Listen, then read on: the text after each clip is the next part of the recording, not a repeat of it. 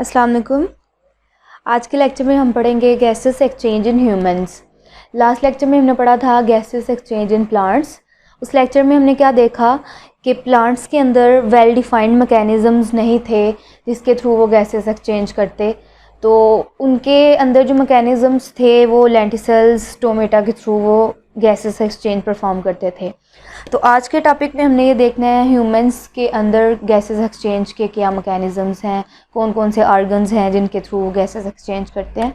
तो आज का हमारा टॉपिक है, उसकी तरफ चलते हैं। एयर पैसेजवे।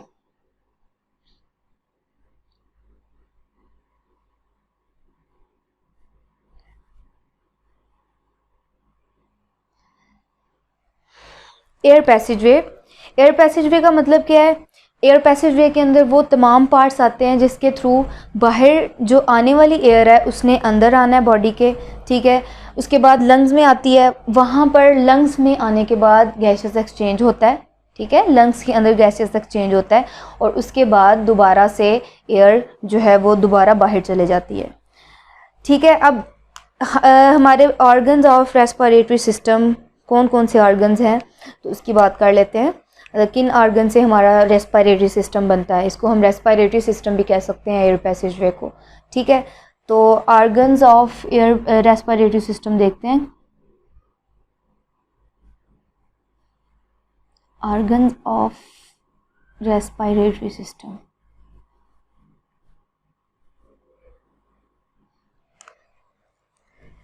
तो सबसे पहला जो ऑर्गन है वो है nasal cavity.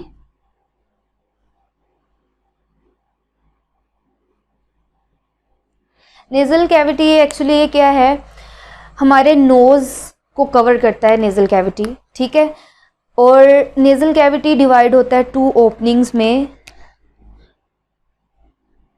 Small narrow openings होती हैं ये, इनको हम कहते हैं नॉस्ट्रिल्स। तो उसके बाद अब इसमें बहुत एक इम्पॉर्टेंट चीज़ है, पॉइंट है इसमें और बहुत इम्पॉर्टेंट है ये एग्जामिनेशन पॉइंट ऑफ व्यू से। इसमें यह कि इसके नॉस्ट्रिल्स में लाइनिंग होती है म्यूकस और हेयर की। हमारे नॉस्ट्रिल के अंदर हेयर होते हैं, म्यूकस होते हैं। तो अब देखते हैं कि हेयर और म्यूकस की जो है उसका फंक्शन क्या है, हमारी नोज़ में नेज़ल कैविटी में इनका फंक्शन क्या है।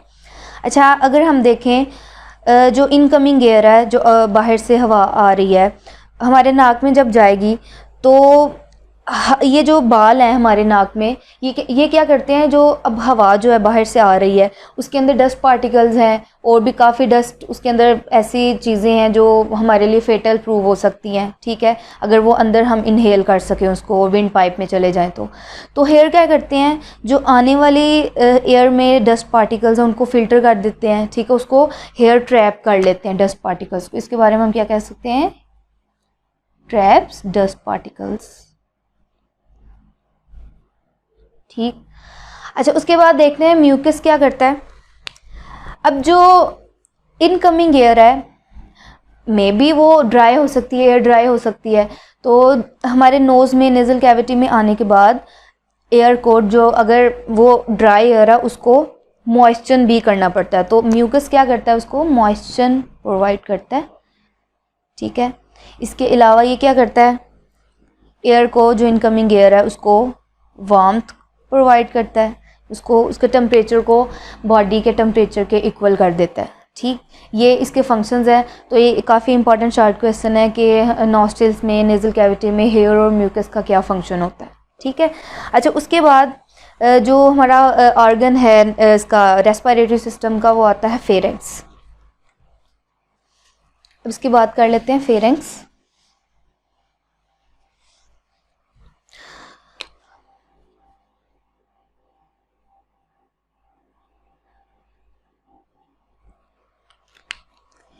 फेरेंक्स क्या होता है, ये एक कॉमन पैसेज वे है फूड और एयर का। मतलब हम फूड खाते हैं वो भी इसी रास्ते से गुजरता है, और जो एयर है जब हम सांस लेने के रिज़ल्ट में जब हवा आती है अंदर जाती है तो वो भी फेरेंक्स के रास्ते से गुजरती है। तो इसका मतलब क्या हुआ, pharynx is a muscular passage that is common to both food and air. It is common to both air and food. Food भी इसी रास्ते से गुजरती है और एयर भी इसी रास्ते से गुजरती है। और फेरेंक्स को हम आम ज़ुबान में इसको हलक भी बोलते हैं, ठीक है। और ये जो हमें, अगर हम अपना माउथ ओपन करें तो सामने जो हमें नज़र आता है पोर्शन, उसको फेरेंक्स कहते हैं, ठीक है। फूड भी वहीं से गुजरेगी और एयर भी वहीं से गुजरेगी। तो यहाँ पर फूड और एयर के पैसेज को कंट्रोल करना बहुत इंपॉर्टेंट होता है, ठीक है। अगर तो हम फूड खा रहे हैं तो वो फेरेंक्स के बाद ओएसोफेगस में एंटर हो जाती है, और अगर एयर आ रही है तो वो लेरेंक्स में नेक्स्ट शिफ्ट हो जाएगी। अगर एयर है तो वो लेरेंक्स में जाएगी, और अगर फूड है तो वो कहाँ जाएगी, ओएसोफेगस में। यहाँ पर इनका वे चेंज हो जाता है, ठीक है। अच्छा, उसके बाद फेरेंक्स की बेस पर, इसके एंड पर, फेरेंक्स की एंड पर, इसके फ्लोर पर एक नैरो ओपनिंग होती है जिसको कहते हैं ग्लॉटिस। ये भी इंपॉर्टेंट शॉर्ट क्वेश्चन है, इसकी डेफिनेशन आ जाती है, व्हाट इज ग्लॉटिस। अच्छा, ग्लॉटिस क्या है? ये एक वॉल्व होता है, ठीक है। अब मसलन अगर मैं दिखाऊं आप लोगों को कि ये फेरेंक्स है, उसकी ट्यूब आ रही है, ठीक है, ये फेरेंक्स है। अब यहाँ पर इसकी बेस पर वाल लगा हुआ है, ठीक है। वाल जैसे हर चीज़ को वाल कंट्रोल करता है एंटर होने में चीज़ों को, और उसको कंट्रोल करने में, ठीक है। जैसे हम गैस पाइप यूज़ करते हैं, उस पर वाल्व लगा होता है, उसको बंद भी कर सकते हैं गैस की लीकेज को या गैस की मूवमेंट को, ठीक है। तो उसके फेरेंक्स के एंड पर क्या लगा होता है, उस पर एक ग्लॉटिस लगा होता है, ठीक है। और ग्लॉटिस के ऊपर टिश्यू का फ्लैप लगा होता है, उसको एपिग्लॉटिस कहते हैं, जो उसकी ओपनिंग और क्लोजिंग को कंट्रोल करता है। अच्छा, ग्लॉटिस का मेन फंक्शन क्या है कि यहाँ पर अब फेरेंक्स के आगे मैंने बताया आपको कि लेरेंक्स भी स्टार्ट होता है, और यहाँ पर ओएसोफेगस की भी ट्यूब होती है। अगर तो यहाँ से फूड आ रही है, अगर तो हम फूड खा रहे हैं, ठीक है, जब फूड आती है तो वो यहाँ पर ओएसोफेगस में चले जाती है। अगर तो एयर आ रही है तो वो फिर यहाँ पर इस ट्यूब में लेरेंक्स में चले जाती है।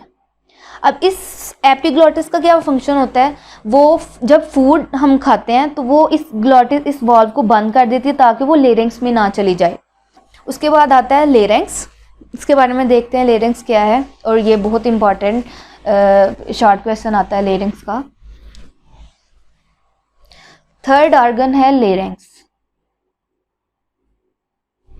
इसको वॉइस बॉक्स भी कहते हैं क्योंकि ये साउंड प्रोड्यूस करता है, ये लेरेंक्स, ठीक है। अच्छा, यहाँ पर एक क्वेश्चन आएगा, why larynx is called voice box. इसको भी देख लेते हैं, इसको लेरेंक्स क्यों, वॉइस बॉक्स क्यों कहा जाता है, ठीक है। जो लेरेंक्स होता है वो कार्टिलेज से मिलके बनता है। अब कार्टिलेज का मतलब क्या होता है, एक होती है बोन और एक होती है कार्टिलेज। इधर देखते हैं, एक टर्म होती है कार्टिलेज और एक टर्म होती है बोन। कार्टिलेज कच्ची हड्डी को कहते हैं, और बोन ये कम्पैक्ट बोन होती है, हार्ड होती है, ठीक है। कार्टिलेज की एग्जांपल मसलन जो हमारे हमारे जो कान की एक्सटर्नल ईयर है वो कार्टिलेज से मिलके बनता है कार्टिलेज, ठीक है, बिल्कुल कच्ची हड्डी होती है वो। अच्छा, उसके बाद लेरेंक्स, इसको वॉइस बॉक्स कहते हैं, कार्टिलेज से मिलके बनता है, और ये फेरेंक्स और ट्रेकिया के मिड में पाया जाता है। जैसे कि हमने पढ़ा, पहले नेजल कैविटी आती थी, उसके बाद फेरेंक्स आया, उसके बाद लेरेंक्स आया। तो इसका मतलब क्या हुआ कि ये, और नेक्स्ट जो टर्म आती है ऑर्गन वो है ट्रेकिया। तो इसका मतलब क्या, इधर मैं आपको आपकी इजीनेस के लिए बता देती हूँ फर्दर। फेरेंक्स, उसके बाद लेरेंक्स, इसके बाद ऑर्गन आता है trachea. It means larynx lies between pharynx and trachea, ठीक है। अच्छा, दूसरी बात इसके अंदर, इसको वॉइस बॉक्स कहते हैं। अब इसका आंसर हम देखेंगे कि इसको वॉइस बॉक्स क्यों कहते हैं, आवाज़ कैसे प्रोड्यूस करता है। तो इसके ऊपर ना दो पेयर होते हैं फाइब्रस बैंड के, लचकदार बैंड्स होते हैं, ठीक है, उनको वोकल कार्ड्स कहते हैं। और लेरेंक्स के वो पास, उसके इर्द गिर्द वो जो बैंड्स होते हैं, फाइब्रस बैंड्स, वो लगे होते हैं, स्ट्रेच होते हैं, फैले हुए होते हैं। अच्छा, इसकी मिसाल मैं ऐसे देती हूँ कि जैसे गिटार है, उसकी स्ट्रिंग्स को अगर हम वाइब्रेट करें तो साउंड प्रोड्यूस होती है। इसी तरह जो लेरेंक्स में वोकल कॉर्ड्स हैं, जो कि फाइब्रस बैंड्स थे, उनको जब वाइब्रेट करेंगे, और वाइब्रेट कैसे होंगे, जब वो एयर उनके साथ हिट करेगी तो वोकल कॉर्ड्स वाइब्रेट होंगे, and as a result of vibration sound produce. That's why, that's the reason larynx is called voice box. ठीक है, तो ये लेरिंग्स के बारे में था। अब इसके बाद आर्गन जो आता है, जो लेरिंग्स के बाद स्टार्ट होता है, लेरिंग्स आगे ट्रेकिया में कन्वर्ट होती है। ठीक है, उसके बाद वो ट्रेकिया में जाता है। ठीक है, अब ट्रेकिया क्या है इसको देख लेते हैं। ट्रेकिया किसको कहते हैं? ट्रेकिया को हम विंड पाइप भी कहते हैं, हवा की नाली। ठीक है, इसकी लेंथ होती है, ये तकरीबन 12 सेंटीमीटर लंबी ट्यूब होती है, 12 सेंटीमीटर इसकी लेंथ होती है। ठीक है, और ये ओएसोफेगस के सामने ही लाई करती है।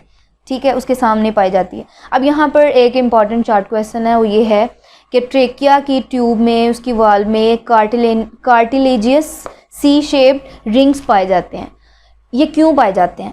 अच्छा, इसकी वजह ये है, मसलन मैं इधर यहाँ पर बताती हूँ। मसलन ये ट्रेकिया की ट्यूब है और इसके अंदर सी शेप्ड कार्टिलेज से बने हुए रिंग्स होते हैं। अब इसका क्या फंक्शन है? इसका फंक्शन ये है कि ये इस ट्यूब को आपस में कोलैप्स होने से बचाती है, इसको पिंच होने से बचाती है, इसको सिकुड़ने से बचाती है। ठीक है, रिंग्स जो हैं वो हार्ड होती हैं, उसको ये जो है ट्यूब कभी भी अंदर से पिंच नहीं हो सकती इन रिंग्स की प्रेजेंस की वजह से। तो इसका क्या फंक्शन हुआ कि ये प्रिवेंट करती है, it prevents trachea from collapsing.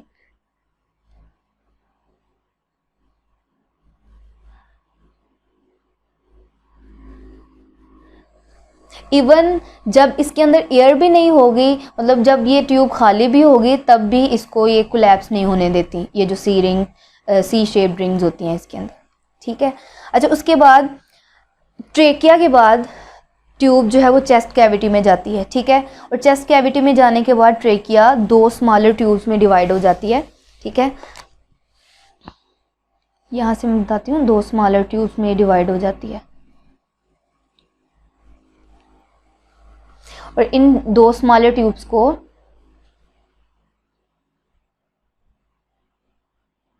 इनको कहते हैं ब्रोंकाई। ठीक है, ब्रोंकाई, ये ट्रेकिया, और ट्रेकिया के बाद जब वो चेस्ट कैविटी में एंटर होने के बाद 2 स्मॉलर ट्यूब्स में डिवाइड हो जाती है, तो उसे ब्रोंकाई कहते हैं। अच्छा, उसके बाद अब ब्रोंकाई के अंदर भी कार्टिलेज से बनी हुई प्लेट्स होती हैं। ठीक है, इसका भी फंक्शन यही होगा, इसको कोलैप्स होने से बचाती हैं, इसको पिंच होने से आपस में।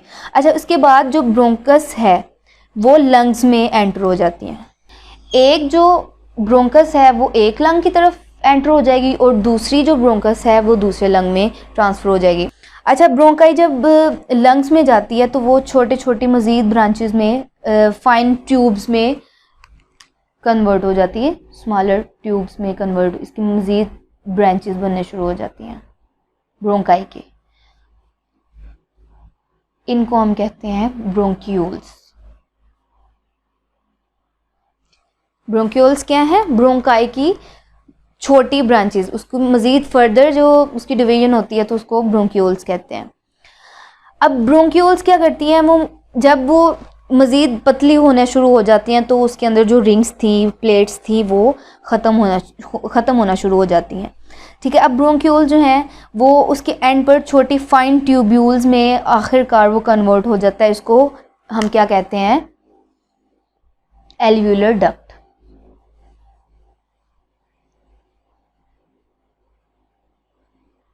एल्व्यूलर डक्ट कहते हैं इसको। ठीक है, अब हर एल्व्यूलर डक्ट जो है वो क्लस्टर ऑफ पाउचेस में डिवाइड हो जाती है। अब इसके जिस तरह अंगूर के गुच्छे होते हैं, इस तरह ये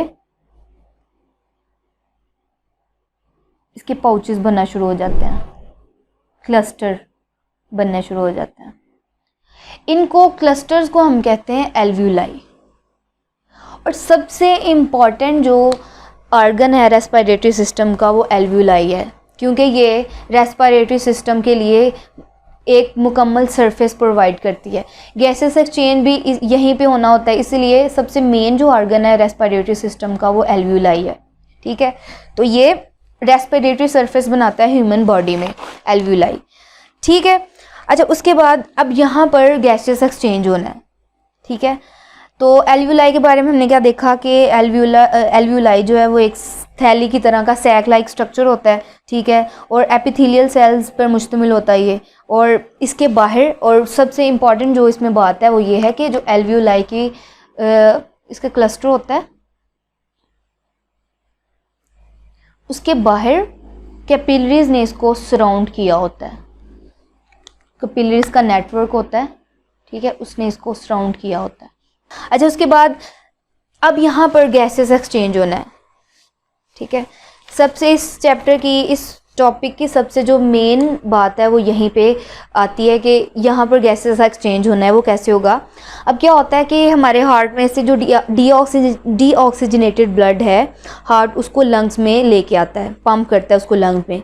ठीक है, जो हमारी बॉडी में डीऑक्सीजनेटेड ब्लड होता है ना, वो लंग्स में ट्रांसफ़र कर दिया जाता है। लंग्स उसको उसमें ऑक्सीजन ऐड करता है। ठीक है, और उसको ऑक्सीजनेटेड ब्लड में ट्रांसफ़र करके दोबारा हार्ट में पहुंचा दिया जाता है। फिर हार्ट जो है उस ऑक्सीजनेटेड ब्लड को दोबारा पूरी बॉडी में पंप कर देता है। ठीक है, अब यहाँ पर क्या होता है, पल्मोनरी आर्टरी आती है हार्ट से, उसके अंदर ये वेन है पल्मोनरी आर्टरी, इसके अंदर डीऑक्सीजनेटेड ब्लड है।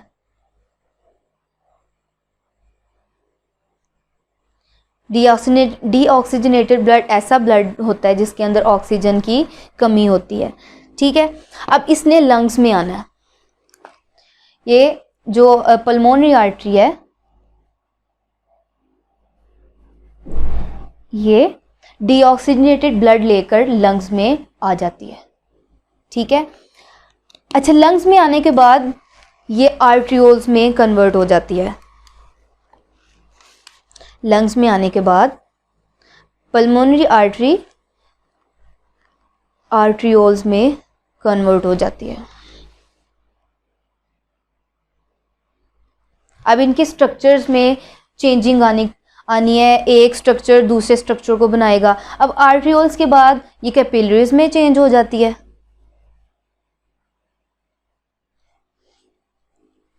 अब कैपिलरीज के बारे में हमने क्या पढ़ा था कि ये एल्वियोलाई को सराउंड करती है, इसके इर्द गिर्द एल्वियोलाई के इर्द गिर्द कैपिलरीज होती हैं। तो इसका मतलब क्या हुआ कि कैपिलरीज और एल्वियोलाई ने मिलकर इसने क्या बनाया था, एल्वियोलाई और कैपिलरीज ने मिलकर वेन्यूल्स बना दिया था। ठीक है, अच्छा उसके बाद वेन्यूल के बाद ये फाइनल स्ट्रक्चर बनाता है पल्मोनरी वेन। अच्छा अब एक्चुअली होता क्या है, इसका बैकग्राउंड देखते हैं हम कि पल्मोनरी वेन ने अब ऑक्सीजनेटेड ब्लड यहाँ पे ऑक्सीजनेटेड ब्लड बन गया और पल्मोनरी वेन इसको हार्ट तक दोबारा से ट्रांसफ़र कर देती है। ठीक है, अच्छा अब हम देखते हैं कि एल्वियोलाई में कैसे गैसेस एक्सचेंज हुआ था, तो उसकी तरफ हम बढ़ते हैं।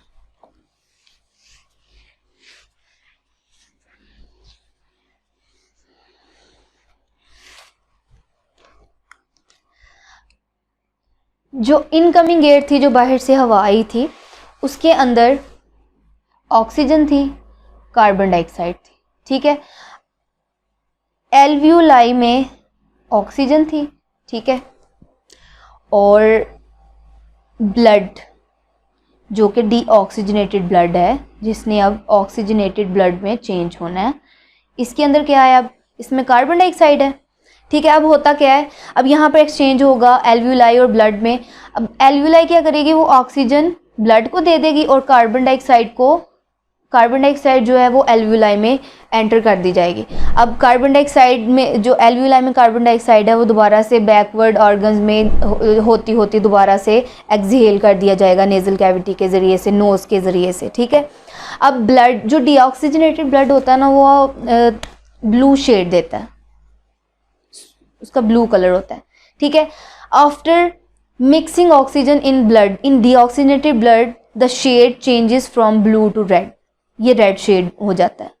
और रेड शेड कौन सा ब्लड होता है, ऑक्सीजनेटेड ब्लड, क्योंकि हमने इसके अंदर ऑक्सीजन ऐड कर दी, एल्वुलाई ने एक्सचेंज किया ऑक्सीजन को ब्लड में, ठीक है। और ब्लड के अंदर जो डीऑक्सीजनेटेड ब्लड था, कार्बन डाइऑक्साइड की वजह से वो डीऑक्सीजनेटेड ब्लड था, वो उसने एल्वुलाई को दे दिया, और एल्वुलाई दोबारा से कार्बन डाइऑक्साइड को पीछे, एल्वुलाई के बाद वो ब्रोंक्यूल्स में लेके जाएगा उसको, कार्बन डाइऑक्साइड को, उसके बाद ब्रोंकाई में उसको शिफ्ट कर देगा, उसके बाद ट्रेकिया में, फिर लेरेंक्स में, फिर फेरेंक्स में, फाइनली उसको हम नोज़ से उसको एक्सहेल कर देते हैं, ठीक है। तो ये हमारा टॉपिक था जिसके थ्रू हमने ये देखना था कि डीऑक्सीनेटेड ब्लड जो है वो कैसे ऑक्सीनेटेड ब्लड में कन्वर्ट होता है। उसके बाद अब यहाँ पर ऑक्सीनेटेड ब्लड हार्ट में इसको भेज दिया जाता है और हार्ट से दोबारा पूरी बॉडी में इसको पंप कर दिया जाता है, ठीक है। तो ये हमारा टॉपिक था, इसमें हमने पढ़ा आर्गन ऑफ रेस्पिरेटरी सिस्टम, कौन कौन से रेस्पिरेटरी सिस्टम के आर्गन हैं, एयर किस किस आर्गन से किस किस पार्ट से गुजरती है, और फाइनली लंग्स में आकर गैसेस एक्सचेंज होता है, ठीक है। और हमारा जो ब्लड था, डीऑक्सीनेटेड ब्लड था, उसमें ऑक्सीजन ऐड होती है, वो ऑक्सीजनेटेड ब्लड बन जाता है, उसके बाद उसको हार्ट में ट्रांसफ़र कर दिया जाता है और हार्ट फिर उसको पूरी बॉडी में पंप कर देता है।